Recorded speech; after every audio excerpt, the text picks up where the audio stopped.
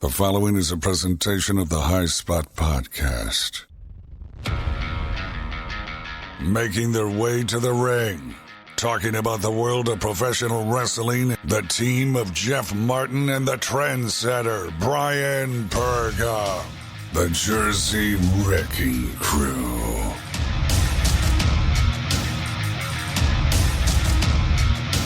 What's the changes that we need? And I'll tell you right now, I will be at Payback on Sunday. That is a promise. I will be in the triple threat match, wreck everyone and leave. That is a guarantee. And I will win back my Universal Championship that I never lost in the first place.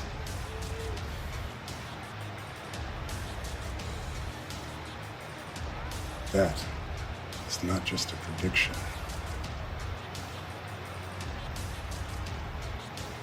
That's a spoiler.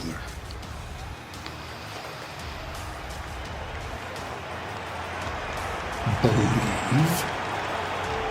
that.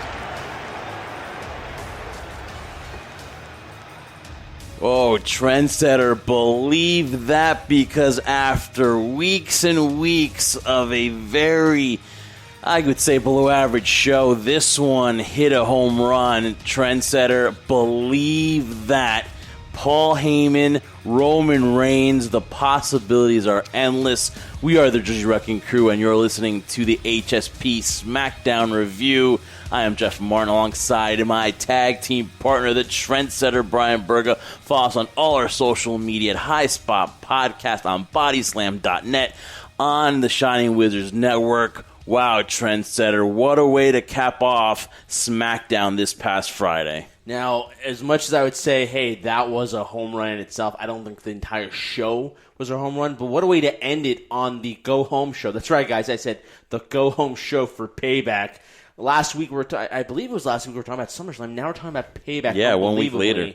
Of the impact of Roman Reigns' return at SummerSlam and now leading up to this, Jeff. This is what we were looking forward to the most in terms of when we're saying, hey, listen, what's that one thing that Roman might be missing? Because back then his promo skills were nowhere close to where they are now. A lot better was the speaking voice, now as being a Paul Heyman guy, and now we have that. So be careful what you wish for. To quote the phrase of someone famous, be careful what you wish for, because now, Jeff, we have it. Yeah, I mean, you know, what we get from this is that there's a correlation with Paul Heyman and Roman Reigns. There is some sort of partnership. Will they delve into it at Payback and going forward? We hope so, because this is something that SmackDown's been missing. And let's be honest, not only that, you can talk about Roman Reigns' promos from back in the day, or what he is now, or what we think of Roman Reigns. He is a lightning rod, and he was sorely missed on SmackDown. Whether you like him or not, whether you're a fan of his or not, or you just want to dump on him and just criticize him, whatever. He is a lightning rod, and he is back on SmackDown, and hallelujah. I never thought I'd be this giddy to see Roman Reigns, but man, you gotta be honest, trendsetter. This show, this brand, SmackDown, sorely missed Roman Reigns. Well, Jeff, let the record show. Oh boy, the record. That I was someone, when you and I would do shows on the High Spot Podcast, and now obviously being here on the Unofficial WWE Podcast for the SmackDown review, I've made it perfectly clear that it's very clear to me that I've never once degraded or hated Roman Reigns, the man. It's the character, and it's the force feeding of his rise to stardom, as opposed to people were for it. But when it was backed up by the machine, and you could tell it was being misogynized by it, that's when people revolted against it. Roman Reigns is a star. There's no question about that. Now aligning himself with Paul Heyman, this is what we always wanted. We wanted the heel turn. I necessarily wasn't somebody who said I wanted the heel turn. I just wanted to see the real version of this guy. And let him talk. Let him speak. Let him fail if that should happen. And he's failed several times due to WWE's guidance. Now we have the ability, hopefully, to see a different side of Roman. Not necessarily because I want him to be a heel or I want him to be a bad guy or antagonist, protagonist, whatever you want to call it nowadays. But I just want to see him having that like that edge, that cutting edge side of him that we know he was part of him when he first came up with the Shield. Now we're going to see it. So that's why I'm super excited from this pairing between Paul Heyman and Roman Reigns. And it gets us talking because, again, yes, we've seen that they're aligned, but in what ways? Is it a one-time thing? Is it for the foreseeable future? When you sign with Paul Heyman, Jeff, it's not a one-time thing. You are a Paul Heyman guy then for life. So that's what we're talking about today. We open up the show. We usually go down the list to get to the main event, but if you do not open up with this, then you're doing a disservice to the fans that are listening to the show right now, because there is one thing that happened here that you got to talk about and dissect for a little bit as we head into Payback, and that is that, this is something really huge. It's monumental because Paul Heyman is is with Brock Lesnar. Brock Lesnar right now is not, on either brand. And now for Paul Heyman, for somebody that was let go of being the director of Raw and just taking down on-screen role we thought was with Brock, we see him sooner or later with Roman Reigns. And not only that, trendsetter, but there's also an underlying issue that AJ Styles left Raw because he had some personal feelings against Paul Heyman. He has to get traded to the SmackDown brand. He goes over to SmackDown because Paul was supposed to be on Raw. Then he gets let go, and now Paul Heyman is on SmackDown where Roman Reigns is a star there. And so now you have also that hey, it's a little uncomfortable with AJ Styles and Paul Heyman, but I think they're all professional. I think that they'll put those feelings aside here as far as that, because that's right now secondary. The main thing here, trendsetter, is that it's going to cause a lot of eyes to go into Payback, because now, as we head into Payback, I forgot to realize that we're also going to have to preview this match, and it is official. It's going to be a triple threat match. Braun Strowman, The Fiend Bray Wyatt, the champion, and Roman Reigns there. And if you're a betting man, and if you bet on wrestling, which you can, man, how do you not see Roman Reigns coming out victorious? The thing is not, and I think honestly they wouldn't have brought him back if that wasn't the initial move they wanted to do, which me questions the fact of why do the title change at all? Why did we have to see that? I guess for finality of this whole rivalry between Braun and the Fiend Bray Wyatt, I guess that's kind of why you did it, because here's the thing. If you had kept the title on Braun, or the match ended in a type of kibosh, I'm sure that type of main event ending would have been suitable for people. They would have approved it, right, Jeff? The fact that you end it because Roman Reigns interrupts everything, and then now we have this triple threat match to find out who the Universal Champion is. Now that you have the turnover that Braun, as much as they try to build him up, and there's this new version of Braun with the shaven head and now with the beard, obviously, get defeated by the Fiend. Fiend now has a Universal title, and you're thinking, okay, well now they're going full on the Fiend's route, and now in comes the surprise of Roman Reigns. So it really makes me think, was the switch necessary? And now when you do that, not that I'm worried about what's going to happen to the Fiend, and it's again, he's the character, in my opinion, who doesn't need the title. My thing is, was it necessary? Did it make sense to do it in this scenario? Because again, I don't really foresee anything differently happening, like you just said. I think it's built for Roman to gain the title that he said, we just heard in the beginning of the show, that he never lost. I'll tell you one thing, trendsetter. Braun Strowman is the one that's getting pinned at Payback. Yeah. It's not going to be the Fiend, because this opens the door to the Fiend losing the title and not having been pinned, which is always what happens in a triple threat match for a title, that the champion doesn't exactly have to get pinned to lose the title. True. So my betting odds is that Roman Reigns spears Braun Strowman and beats Braun Strowman 1-2-3. Now, could they go where they decide, hey, let's really put Roman over here and have him beat the Fiend? I don't think so. I think they'd save that for maybe like a finals for a one-on-one match and not a triple threat match. So I really do believe here that Roman Reigns is walking away out of Payback as the new Universal Champion by pinning Braun Strowman. And let's be honest with Braun Strowman, Brian. He was a transitional champion. Yeah, I mean, when you look at the if you call it success or not in terms of his title reign, unfortunately, he was a transitional champion. And I hate to say this too, as much as you and I backed him up in the beginning, we had ample opportunities against Brock Lesnar, thinking, all right, this was going to be Braun Strowman's moment. The crowd really wanted it, but as we heard, if you guys watch social media and the internet too, and Twitter, there's I didn't see the quote unquote documentary on the W Network though, where Vince McMahon went to Braun and says, there's something you're not ready, or there's just something there that's not believable to him to put the title on him, and then the circumstances that happened in WrestleMania, it was supposed to be Roman and Goldberg. Oh, is that the Braun Strowman documentary one? Yeah. I gotta check that out. I haven't checked it out yet, but again, they put that out on Twitter in terms of him feeling emotionally upset about that. But then when you look at it, though, he didn't really get this opportunity. He got it more out of circumstance because Roman was not going to be there because of the whole height of the pandemic. He was supposed to face Goldberg. That was supposed to be Roman's moment now to go over Goldberg and become the Universal Champion once again. Braun filled in that spot, did a good job, and his title reign has not been a success. But again, how many times have people in their first title reign have success? Very rarely. And so in this case, it's something he'll learn from. We've seen him now in this aspect of being champion, but unfortunately, in my opinion, Jeff, it'll be a while before we see Braun Strowman ever close to that scenario once again. Well, let's talk about Braun, though, since he was involved in the match here. Adam Pearce is, of course, running around under Vince McMahon, who the chairman of the board made an appearance. So that's how major this SmackDown was, is that he was kind of involved in a little storyline where Adam Pearce had to get the signatures of all three men, which just... Okay, fine. That's the one way to do it, but it's a journey in itself. Yeah, which it was. And basically, Braun Strowman is in this kind of like Jeff Hardy and Matt Hardy kind of back in the early '90s kind of get up, which I was like, what? That's so weird. It just I don't think the attire matched the persona.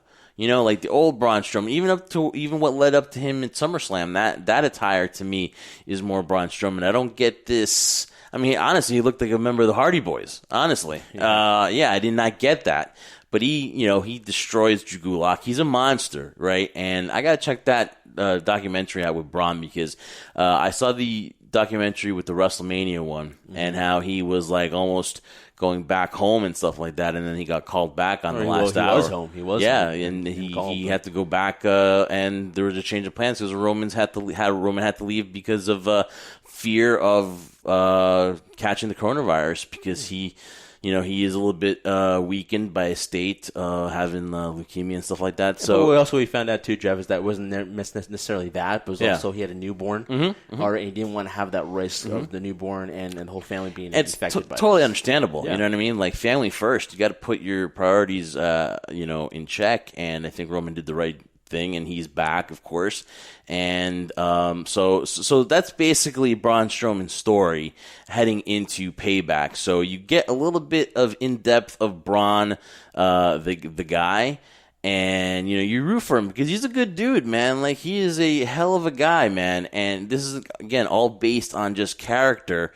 And so you said we won't see him in the foreseeable future in that title picture. But still, though, I will say, if anything, though, his character was enhanced by The Fiend and in that rivalry. So whether he walks out the champion or not, I do believe his character has grown and has had more depth heading into Payback. Yes, but my thing to you, Jeff, is he's grown, he's evolved in the sense that he's a different version of himself that he was prior to facing The Fiend. But then where do you go from there? I mean, we're always looking forward, and I hate the fact that people say, hey, Brian, you're not just enjoying the moment. No, I'll enjoy the moment for what it is, and I will enjoy the main event at Payback and see what direction or what decision they plan on making. Because, again, this is just speculation. We don't know, but you like to think all the cards are favoring that's going to happen with Roman Reigns gaining the Universal title now, the alliance of Paul Heyman. When I look at it, though, it's like, okay, say that happens, you could continue a situation between him and The Fiend now. But then, to me, Braun's the odd man out, because you just said it yourself, too, that you see Braun getting pinned in this. So in this way, you're somewhat protecting The Fiend, because, again, he loses the Universal title this time, but again, he wasn't defeated, unlike when he was destroyed by Goldberg. Yeah. And then Braun not only loses his title, loses it clean to The Fiend, and then loses again in a triple threat match, which, again, I guess it is circumstance. I just think Braun right now is the odd man out. So this whole evolution and change is great, but then I foresee another issue with SmackDown itself. Like you said, it was great to have Roman Reigns back. You need more star power on that brand, and Roman Reigns is a star. But now he is an antagonist, a heel, a bad guy. How many baby faces or good guys do you have now going up against who's going to eventually chase him? Again, this is all speculation of Roman does win. I also want to wait where they go with whole Roman Reigns. You're already calling him a heel. Yes, obviously it is, assuming with Paul Heyman, everyone that's aligned with him is heel to an extent. But I just want to see where that develops. Who hasn't been a heel? Exactly. But again, I don't want to make the assumption because, they love Roman Reigns, but I think maybe you could be right where a heel run as a champion for Roman Reigns could set him up to be that babyface down the road, right? Or we could see the scenario where he does win the title and then he basically just uses Paul Heyman. And that's it. And then spears him and you're done, whatever type of scenario. But at the end of the day, I really feel, regardless of what the circumstances might be, I don't foresee Braun winning this at all. I just think he's the odd man out in all of it because he's going to be the one most affected by it, in my opinion. So we'll get back to this whole main event again because a lot of stuff happened, man. And we brought to you, we brought this to you first because, how could you not start with this? Yeah, and of course, the audio was brought to you by WWE.com. So that's where that audio was pulled. And so, Trent, so we open up the show with Jeff Hardy as your Intercontinental champion. We just leave that there, Trendsetter. Don't we make errors in life, though? Don't we make errors? Anyways, it's still hard for me to see Jeff Hardy as the IC champion because I just wished that AJ Styles would have had a longer run. But he has an open challenge before he could get to that. AJ Styles has got to get some stuff off his chest. Let's be honest, Trendsetter. Jeff Hardy definitely used that leg brace to defeat AJ Styles because I believe had he not used it, AJ Styles would be the champion this week. Oh, there's definitely no question in my mind that would have been the case too. But again, you have those little fun marks there. Say, well, it was AJ that hurt him to begin with. Well, what does it matter? Because at the end of the day, it's still illegal. What AJ did could be questionable to some people, of course. But you know what? To me, that's smart. Why wouldn't you want to take out your opponent prior to the match? That's what happened. But it wasn't illegal because it happened prior to the match. This happened during the match. It was a foreign object that kneed AJ in the face.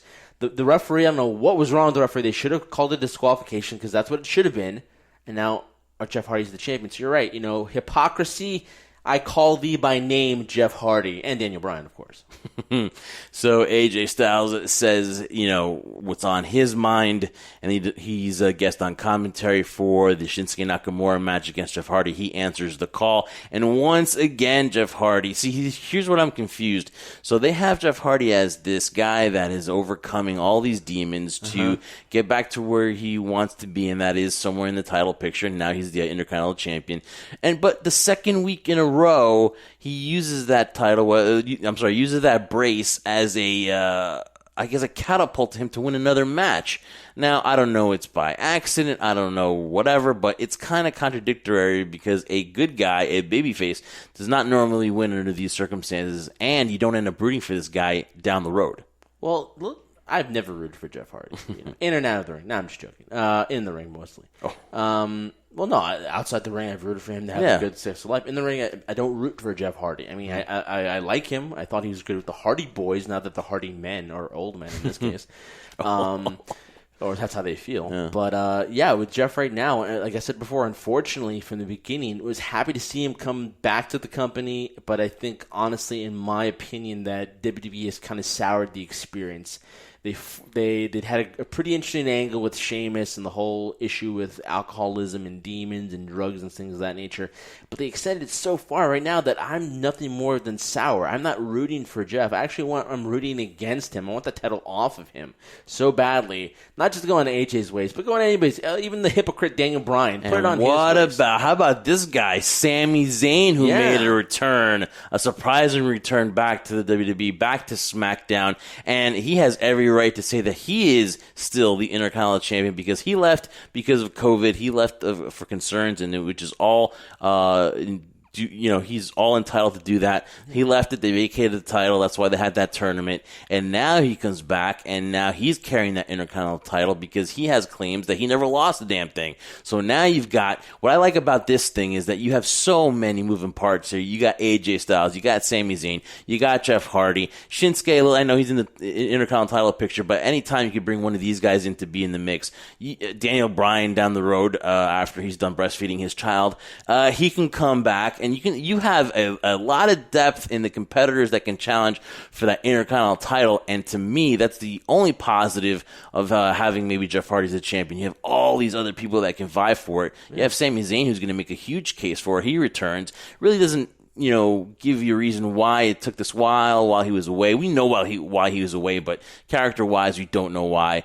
Caleb Braxton tried to ask him that. He kind of fled. And then Trendsetter, he gets basically kicked out of the Champions Lounge. He is no longer looks to be aligned with Shinsuke and Cesaro, but you can't blame them for that, right? He was MIA. He was MIA. He abandoned them, never told them why. And they were there fending for themselves, figuratively, storyline-wise, and literally because there was nothing for them to do when Sami left. And I'm sure listen, we talked about the whole Roman Reigns situation of why he left, the reason behind that. We kind of know what the reasoning was for Sami Zayn. Here's the difference, though. When Roman left, we understand it. We got it. We felt bad. We hoped he came back as soon as possible. With Sami, it was the opposite. We actually didn't really mind it, even though he wasn't a title champion, because, when you ask people about Sami Zayn, and hey, I applaud him for his athleticism, for everything he does, his contributions to the business, but I'm sure a lot of people were happy he was gone. You know why? Because they just couldn't stand him talking all that time. Well, he just talks and talks and talks, and he hates when somebody keeps talking and interrupts you, doesn't let you speak and get a word in edgewise. Do you need a drink of water there, Trendsetter? No, but I'm just giving an example of that Sami. But again, it's great to see him come back because it does bring that dynamic. And Jeff, I remember the last time we had 2 IC titles at the same time. There's a ladder match involved, wasn't there? Exactly. Ladder match. And it breeds that right now. When you think of Jeff Hardy, AJ Styles, and Sami Zayn, you think that is a match that I would love to see because, that was the last time I can remember 2 IC titles on the line. For legitimate excuse,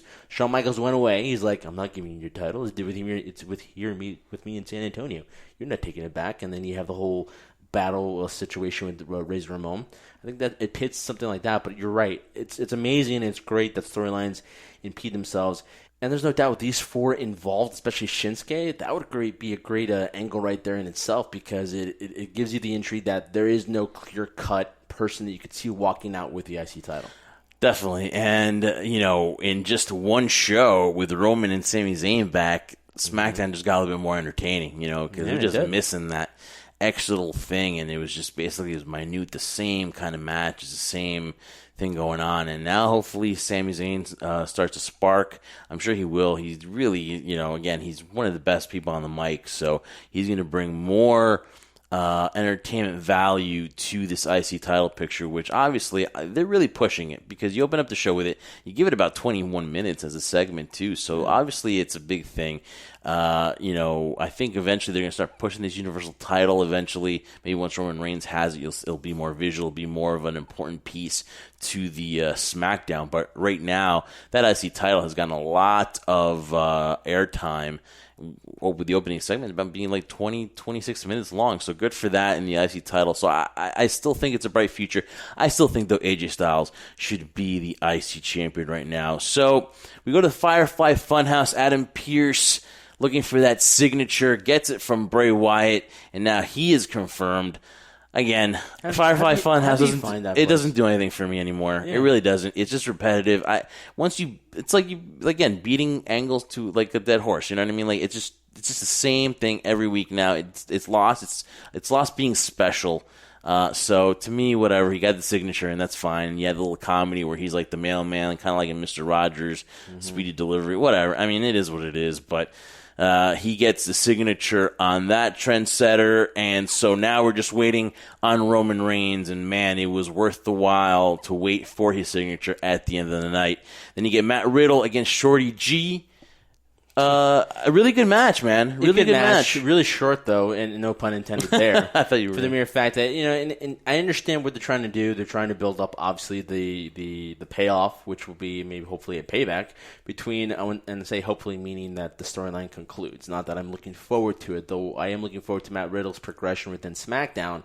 But they're trying to pit Matt Riddle and King Corbin together. I get it. It's just a shame to me that Chad Gable is a guy as talented as he is just a stepping stone basically right now. He's just somebody who gets you to the point you want to go from point A to point B. You're going to step over Chad Gable. It's sad right now that they really can't find anything for this guy.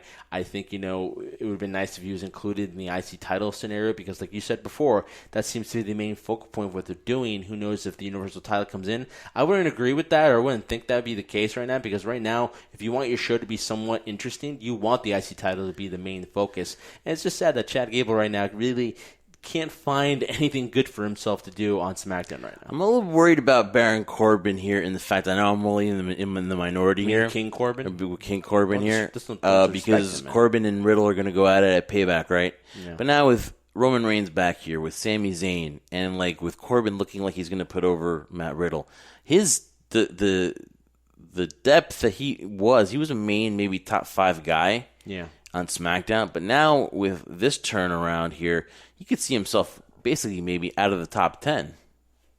Yeah, that was my reaction to it there. I was like, whoa. I was like, your bodily action right there. To eternally hold it in. But no, you're right. But the thing with King Corbin, though, is I'm sure a lot of people who we know who are friends of the show will consider him still the MVP of SmackDown in the WWE just because he still garners that attention. So it doesn't matter if he loses 1 or 10 matches. We understand that the moniker of the King of the Ring is not at the high standard it should be right now. Because you think if you're the King of the Ring, then you are either similar if you're the Intercontinental Champion, that next guy. Obviously, that's not the case here with King Corbin, and it's more of just a place filler, a holder. I don't think it ruins his stock. I would have said that maybe 20 years ago, but I think the King of the Ring has become like a joke. It is a joke. That's why it doesn't hold that same moniker as it once did before. So that's why if King Corbin loses and puts Matt Riddle over, it helps them with Matt Riddle. But at the end of the day, I think King Corbin will continually always find himself in those situations just because he's just that good of a god that you just boo him and you want him to lose and you hate him so much that it's still valid that you can put him in that situation no matter what. So I think he'll be fine, and I don't think it ruins his stock any further than where it is right now. I'm losing so much sleep over this trendsetter. Day and night, I look on the rumor mill on the dirt sheets, and I'm like, this can't be. I mean, I thought this a friendship lasts forever. I thought that these guys would be inseparable, and the more I see the dysfunction and the lack of communication, and it just worries me that we could be seeing the end of the Lucha House Party trendsetter. I mean, I don't know how to take it. I'm despondent sometimes. It's hard to come on here and do the show. I can't concentrate when I'm doing my daily tasks. The fact that there's dissension in the ranks between such a solid trio is just disheartening, trendsetter. I mean, can't they get along here? Can they make this work for the sake of SmackDown and the future of it on the network? I mean, what is going on, trendsetter? Like, I just see that it's going to end. And I don't think I'm ready for it to end. Yeah, I'm surprised I didn't regurgitate when you were saying that right now, like I did for the whole King Corbin thing. But, I mean, only one word that I asked myself time and time again, Jeff, as you were talking about it and explaining what's going on is, ¿por qué? ¿Por qué estás haciendo esto? Why? Why are you doing this? Están amigos. ¿Por qué están haciendo esto? You're friends. Why are you doing this? Yo no entiendo y no puedo pensar un día que Lucha House Party ya no están juntos. No están parte de SmackDown. I can't take a day where Lucha House Party isn't together on SmackDown. Oh, my goodness. Por favor, hablan y tratan de arreglar esto porque necesitamos el Lucha House Party para ser parte de SmackDown. We need Lucha House Party on SmackDown, damn it. Don't forget I said please work together and fix this thing. Yes. But again, I'm trying to translate there for you guys. I know, out there. exactly. Thank you so much. A lot of the boxing quartermen that translate during the boxing matches. Kalisto, to me, looks has great, by the way. So much potential. He's ripped. He's jacked. He's one of the best wrestlers there. Yeah. Unfortunately, injuries have been a factor in his Lince career. Dorado looks jacked. You see that? Yeah. Grand Metalik. I don't know, man. Like, what's the payoff doesn't here? look jacked at all. No. What's the payoff here? I mean, you see Lince with the baby oil and everything like that. Like, you see Kalisto's in the best shape of his life. Had a great match with Cesaro. Yeah. Right? Fell short of again the victory, but some great moves. Unintended. Yeah. So many great moves. Again, I mentioned Rey Mysterio 2.0. Instead of pushing his on Dominic or whatever, like Kalisto right there is definitely a top wrestler.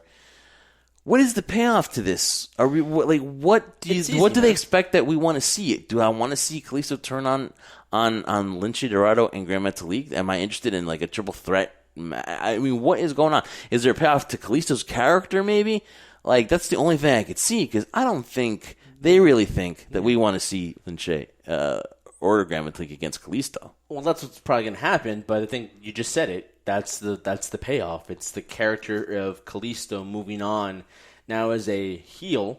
But just moving on and separating himself from Lucha House Party because, again, we spoke about before, even when Kalisto first started, had so much potential. You call him Rey Mysterio version 2 of Rey Mysterio. 2.0.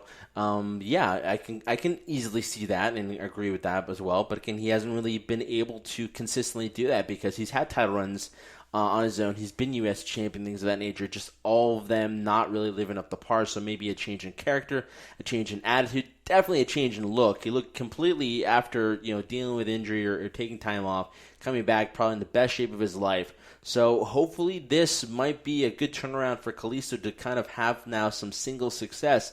In what? I don't know right now, especially on SmackDown, because everything seems to be on the IC title. We already have enough people buying for that, and maybe the Cruiserweight division again. I have no idea. But right now, separating Lucha House Party is the key, main key of what WWE wants to do, and have Kalisto separate himself from that and try to gain some single success again.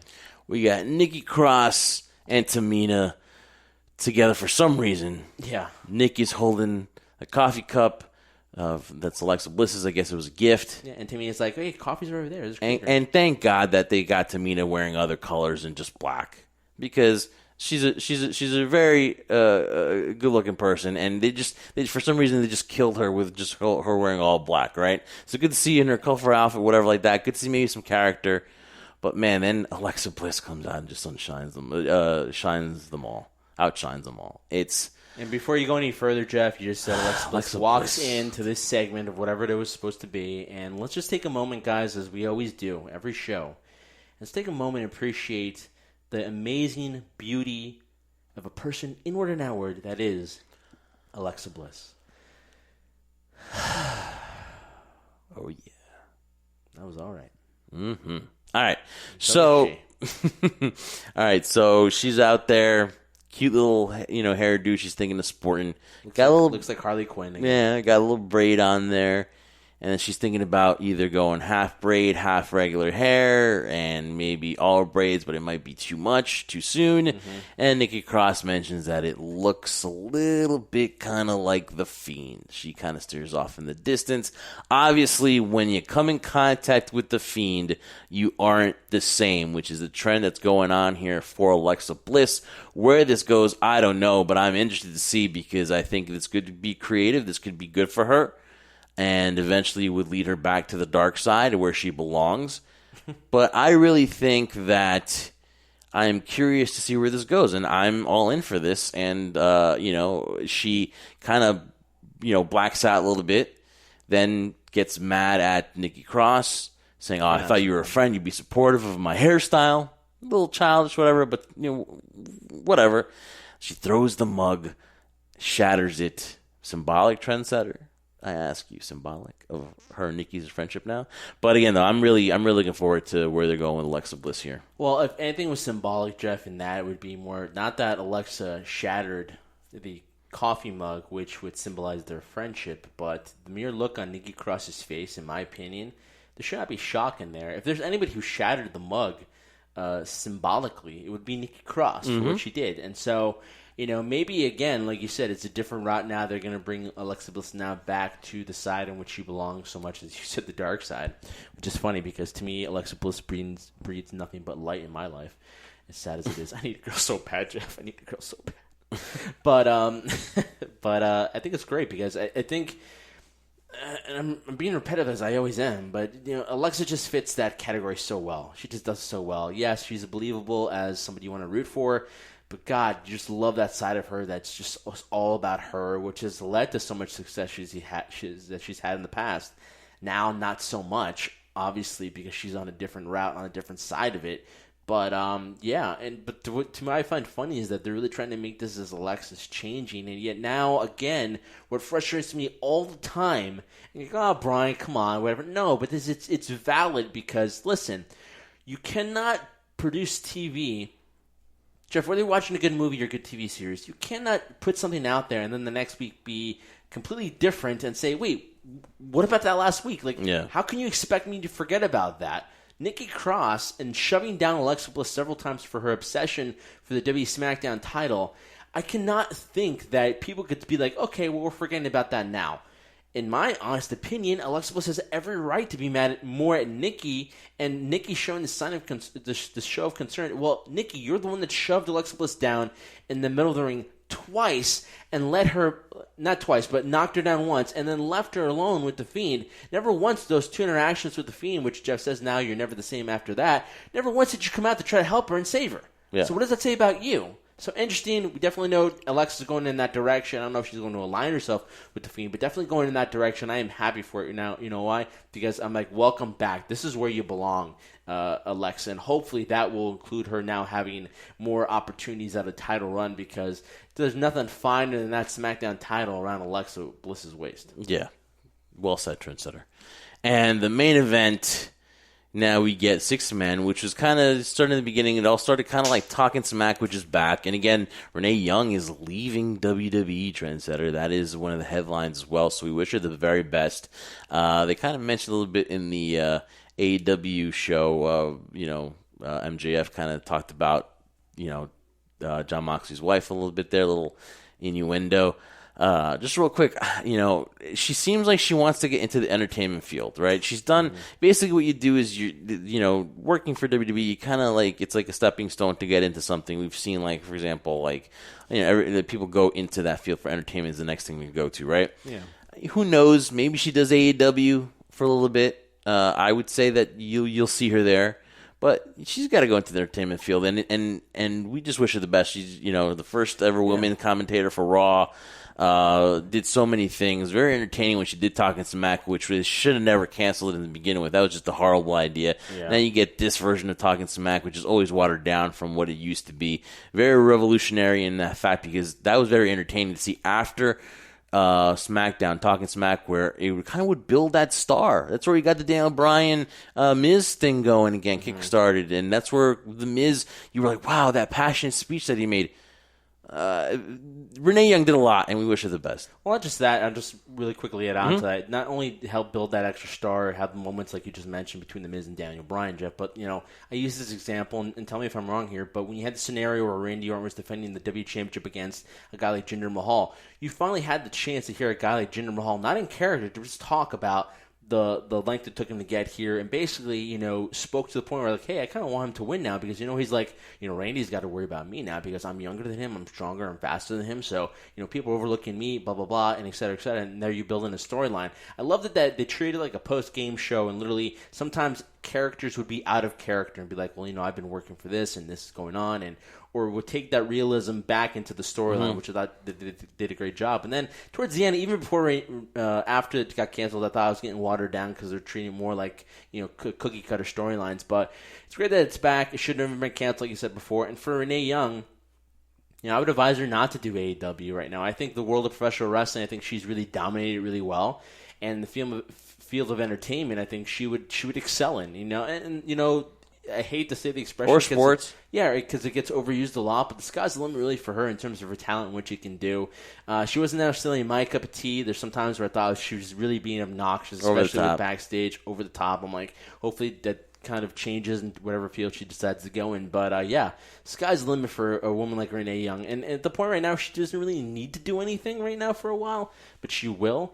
But I think right now, in terms of AEW, that would be a move I would advise against right now, because it's going to be a while. Her non-compete is a long time for her to go there, but still, though. So the best to Renee Young, whether you liked her or not, still was a tremendous asset to WWE. And, she will be Ms. Trendsetter. But now, again, wrapping up with Big E and teaming up with Heavy Machinery against The Miz, Morrison, and Sheamus. This, to me, honestly just shows you, solidifies that Big E's run to the top is going to be very, very small. It's going to be week to week. It's not going to be something that's going to be for people that want that quick fix, right? It's going to be long, planned out.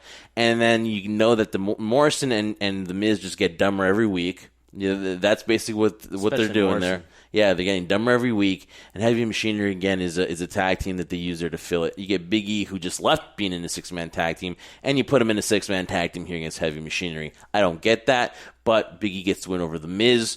So obviously, those are two things that I get. It's that the Miz and Morrison are getting dumber every week, and then Big E's run to greatness is going to be very long. It's a long run. It's not a quick fix. Not like you see in the next pay-per-view. This is talking about maybe 3 months down the road. Yeah, I mean, that's a fair assessment to make there. I mean, I would not disagree in terms of Morrison and Miz getting dumber by the minute. But what's the frustrating thing about the whole scenario with Big E is that we all see it. The crew they're listening to this, they see it. A lot of fans see it, and they want it. And they've wanted it for so long. And what I just don't understand, and I guess more because maybe I'm not quote-unquote that demographic, but why do we constantly need to keep breeding the fact that Big E hasn't proven anything yet? He's proven a lot in his career. He has been successful as a single star, but then, when they throw that thing out there, they'll be like, well, it's been so long since then. So what? You don't lose that talent overnight. And just this whole thing about, him trying to prove to the world that he can have success and he can do this. I'm like, come on, we don't need to do that. We know you can. Let's just put Big E against competitors that can help elevate him to that next level he needs to be to show him that, quote-unquote, in my opinion, credibility, because perception is reality. When you defeat stars that are at that level where people are like, wow, these are guys who are, top guys, and you start competing against them and not maybe necessarily win, but show that you're on that same level, if not could get there, to me, that's what you need to be showcasing on SmackDown, not the going to talking smack and doing these backstage segments where you haven't proven anything yet, blah blah blah. I'm like, come on, we've seen this time and time again. It's a waste of time. It's a space filler, and you're right. Unfortunately, it's going to be a slow build, but when it eventually does happen, as we bypass all this BS, in my opinion, it'll be great because finally you give an opportunity to a fresh face. And when you look at a brand like SmackDown right now, they are in desperate. So this is why it confuses me in terms of the slow pace. SmackDown right now is desperate need of a top babyface right now. They don't have that many on that roster. So it's like, why would you delay this any further unless they expect them to completely boom up? I don't know, and that's a frustrating thing. You think Theodore Long was doing the main events here, another 6-man tag team? I love tag team matches, but come on, let's pick up the pace with Big E. Speaking of tag team trends that I forgot to mention too, and that was not just the only thing that happened too. Bayley and Sasha Banks find out their opponents are going to be Shayna Baszler and Nia Jax. Mm-hmm. Wow, just out of the blue, these are two people that haven't gotten along on Raw, and now they're competing against Bayley and Sasha. You kind of started seeing again the seeds being planted there with Sasha, with Bayley's little innuendo that she can't really defend that Raw Women's Championship when she wins it. So that kind of was there. Was a little shot there at Sasha Banks. Sasha Banks was, as long as you're my best friend, I'll stay by your side. Obviously now, again, it's being planted in us that this thing could, turn as soon as maybe after Payback if they lose. So, I mean, interesting, but now again we're like, okay, so now the success now is starting to kind of wither away really fast. Now do you think it's time that they do this to pull the trigger? Because this goes week to week, man. It doesn't matter whether I say it or you say it, Jeff. We said it 2 years ago. Yeah. It looks like it's gonna happen finally. That's what they're setting up to be. But you know what annoys and frustrates me the most, Jeff? Two individuals, Shayna Baszler and Nia Jax, which WWE has yelled at Nia Jax for her lack of safety in the ring. Mm. They don't believe her. Vince McMahon doesn't believe in Shayna Baszler, although you could ask Triple H and be like, you're wrong on that end. All right, so these two women who have absolutely nothing to do, don't want anything to do with each other on camera, but at the same time, nothing going for them.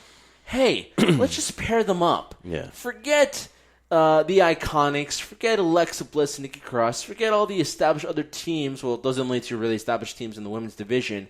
Let's not have them defeat Sasha and Bayley. Let's just put two individuals together and put them, they've never competed together. Let's just give them a title match. Mm-hmm.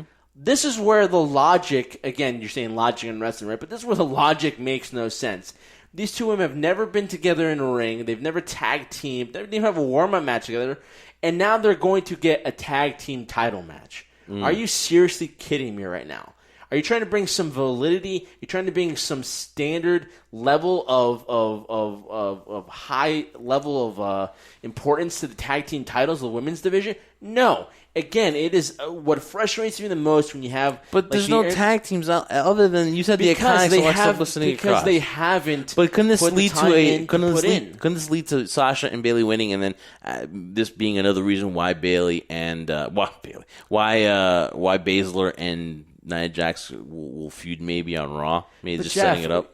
Answer me this then: if you do that, then what's the point? What's the point of putting them together in a title match if they're going to lose? And then, what, are we really that interested in seeing Nia Jax and Shayna Baszler? Well, nobody looks at Shayna Baszler as somebody they want to root for, and nobody looks at Nia Jax as somebody they want to root for, so why do we even care about something like this? You're right. You're like, what team is out there? I just mentioned just two, or the only two established teams in WWE. You couldn't really give it to them right now. I'm sure the Iconics would do a lot more with other tag teams trying to chase them than what Bayley and Sasha are doing, which inevitably will lead to their split. So to me, it just makes no sense. Like, I don't really care about it, and to me, it's just lazy writing, in my opinion. Because, like, why would you do this? So if they win, say Shayna and Nia do win, then what? Okay, now it's gonna lead to the end of Bayley and Sasha. Okay, but then do I really care about Nia and Shayna Baszler as tag team champions? Yeah, this is very true. This is very, very true. All right, have a tag team division. Get some tag teams in the men and women's division, for God's sakes. All right. It's not that hard. So let's get to predictions, Trendsetter, for Payback. Hate this. Who's going to win that tag team match with Bayley, Sasha versus Baszler and Nia Jax? Well, I think we'd be surprised if Bayley and Sasha retain, but I think obviously it's the way it's spit it out right now. They're going to impede their success, and again, Sasha will have no titles, and it will be basically Shayna Baszler and Nia Jax winning and coming victorious. All right, I'm going to go Bayley and Sasha. I don't think it's going to be drawn out yet. Matt Riddle and King Corbin. I'm going to go with Matt Riddle. I'm going with Matt Riddle as well. And then the triple threat match, Roman Reigns, The Fiend, and Braun Strowman. I'm going to go Roman Reigns, man. I mean, you mentioned it. You don't put Paul Heyman on them and then lose. Spoiler alert. Usually when it's a spoiler alert, it's a lock. And I think that Roman Reigns gets the victory. And I will say that he pins Braun Strowman. So I'm not just giving you who wins. I'm telling you what's going to happen. He's going to pin Braun Strowman. Yeah, I mean, I see Roman Reigns coming out victorious as well as the Universal Champion. And people would be like, well, how could you do that with The Fiend? You know, he already had the title. But here's the difference, guys, right? We've had Braun Strowman now become the monster he was supposed to be with this new incarnation of Braun Strowman. We have The Fiend, right? And all his darkness and everything he brings this aura about him, right? But here's the difference, and this is why The Fiend and Braun Strowman are nowhere near close to competing or close to winning this. Because it's one thing to have those attributes, right, Jeff? But here's Roman Reigns. Not just Roman Reigns' athletic abilities, determination, his mentality, right, of wrecking everybody and leaving them. But when you have the monster and the Fiend, that's one thing. But when you have the devil himself in your corner, which is Paul Heyman, to me, checkmate. That is going to be the difference in this. The Fiend is nowhere near in comparison to what Paul Heyman brings to the table. So that's why the devil is in Roman's corner, and the devil doesn't like to lose. And that's what's going to happen. Roman Reigns will walk out of Payback as the Universal Champion. Guys, enjoy Payback this weekend. You've been blessed with another WWE pay-per-view, so enjoy this Sunday.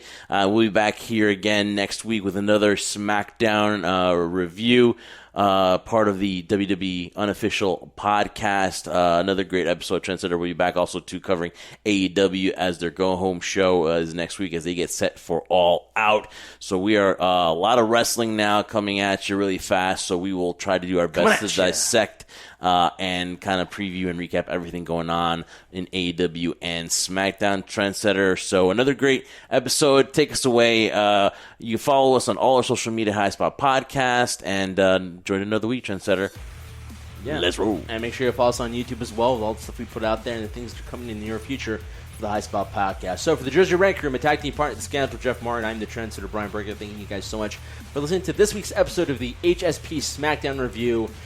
We thank you all so much. And remember, if you haven't figured it out by now, then you never will. But we'll always be here to remind you. We do this for one reason and one reason only. We do this for you, the crew. Wash your hands. Wash your hands. We out.